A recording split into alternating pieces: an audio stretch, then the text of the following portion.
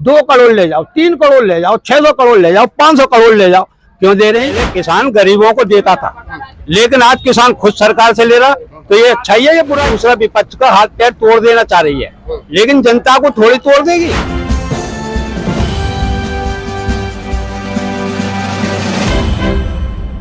हाँ जी बाबूजी, क्या लगता है आपको 2024 में किसकी सरकार?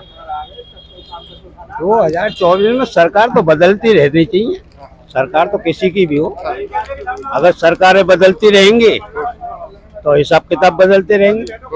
अब जैसे लगा लो कि मोदी सरकार है, बीजेपी सरकार है, 10 साल हो गए, 10 साल में क्या हो रहा है यार? देखो पानी भरे पड़े हैं। देखो नई जब तक सरकार न आएगी, किसान परेशान, मजदूर परेशान, नौजवान भाग रहे, दौड़ रहे, 4 साल भाग रहे, 3 साल भाग रहे, के परेशान हैं। तो ऐसी सरकार होनी चाहिए जो गरीबों के लिए भी हो, किसानों के लिए भी हो, अब बच्चे पढ़ रहे हैं उनके लिए भी हो हैं। लेकिन भाई साहब तो कह रहे हैं कि जी किसान काफी खुश हैं, 6,000 रुपए हर साल उनके खाते में आ रहे हैं, फ्री में उनको अनाज मिल रहा है। जी पहले ये लोग गरीबों को देते थे, आज खुद ले रहे हैं सरकार से, तो बताइए कौन सा अच्छा किसान? पहले किसान गरीबों को देता था, लेकिन आज किसान खुद सरकार से ले रहा, तो ये अच्छा ही है ये बुराई? जब ये ऊपर बांटने वाला खुद आज भिखारी बन गया, तो फिर कौन सी सरकार बढ़िया सा? जब तक नौजवान नहीं होगा पट्टा, जब तक देश का उद्धार होगा नहीं। जैसे कि हमारे राहुल गांधी किसान का भी मुद्दा उठा रहे, बच्चों का भी मुद्दा उठा रहे, गरीब का भी मुद्दा उठा रहे, हर किसी का आदमी का मुद्दा उठा रहे। तो क्या लगता है आपको, राहुल गांधी जी भी प्रधानमंत्री की दौड़ में शामिल है नहीं? देखो ये जो पब्लिक है ये गरीब से चलती है, किसान से चलती है। किसान और मजदूर पार्टी जो भी है और नया युवा, ये सब राहुल के साथ है।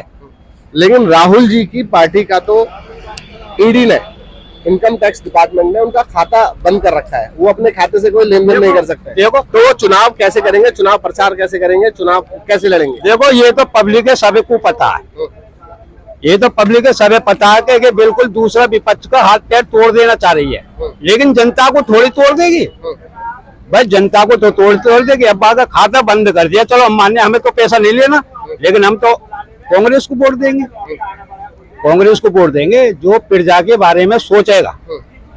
जैसे नायक खलनायक फिल्म ही अनिल कपूर की, तो वो हिसाब होगा जो उनके साथ हुआ अनिल कपूर के साथ, वही राहुल के साथ होगा। बिल्कुल खाते सील कर दिए जाए, कुछ भी कर दिया जाए, लेकिन वोट जो पड़ेगा कांग्रेस को पड़ेगा, क्योंकि कांग्रेस को वोटर को थोड़ी खरीद लेगी या बंद कर देगी। लेकिन भाई साहब भी कह रहे थे अभी कुछ देर पहले कि इस सरकार ने काफी सारे बहुत सारे ही काम उन्होंने अच्छे ही किए हैं, जिससे जनता खुश है।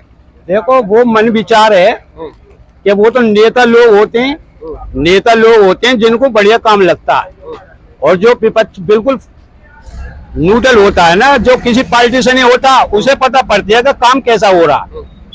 अब मैं न्यूट्रल आदमी ना, मैं समाजवादी पार्टी का ना बीजेपी का, जिसको हिसाब किताब बढ़िया देखते हम तो उसको वोट देते हैं। लेकिन जब इसका वोट हिसाब किताब ही नहीं दिखाई दे रहा, तो अब कहने के लिए कहते रहो, लेकिन ऐसा भी होता है कि बहुत से डर के मारे कहते रहे, दिल के लिए उनके अंदर वो कुछ और छुपा होता है। क्योंकि सरकार ऐसा जो मौजूदा होती है उसके खिलाफ कम बोलता आदमी, क्यों ऐसा ना हो कि कहीं हम तो कोई बात पड़ जाए। मतलब लोग बागों में डर का भी माहौल है, डर का माहौल है। सरकार के खिलाफ अगर किसी ने कुछ बोला तो उनके लिए कार्रवाई हो सकती है। जी होती है जो भी बोलता। अच्छा, बस जो भी बोलता है। तो आप कह रहे हैं जिन्होंने भी सरकार की जो उपलब्धियां गिनाई हैं, उन्होंने सरकार के दबाव में आकर ये सारी उपलब्धियां गिनाई हैं। अब इनमें से इतने जने बैठे हैं, अगर इनमें से एक भी आदमी ये दिखा दे साहब के सांसद या विधायक बीजेपी के आदमी ने आकर के, किसी ने भी इनमें से ये बता दे साहब फलाना 1 रुपए का हमें काम करा, कोई सा भी बता दे, चेतावनी है, कोई सी भी पार्टी के हो। क्या कहेंगे भाई साहब? भाई साहब चैलेंज कर रहे हैं कि कोई भी एक काम बीजेपी का गिनवा दे ना। भाई साहब कह रहे हैं, वो सही कह रहे हैं, जीतने के बाद तक कोई आ भाई ना बीजेपी के नेता, जीतने के बाद तो महेश शर्मा जी आप तक लौट के नहीं आई। लेकिन आपने तो भी कुछ देर पहले काफी सारी उपलब्धियां पार्टी के हिसाब से बता दी मैंने। सीट यहाँ वही लिख ले। बाबा ने जी जो बात करी है वो भी सच बात है या नहीं है? कोई भी नेता बीजेपी के नाम है, किसी विकास के मामले में।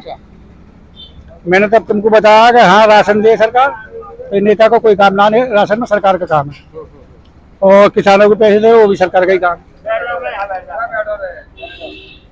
अंकल, भाई साहब कह रहे हैं गरीबों, किसानों को नहीं, गरीबों को भी राशन देती है और किसानों को 6,000 रुपए साल का देती है। जी देती है सरकार। अब एक बार बताओ, मेरा नुकसान तो हो रहा 20,000 का, और 6,000 रुपए दे रही है, तो 14,000 तो मेरा खत्म हो रहा है ना।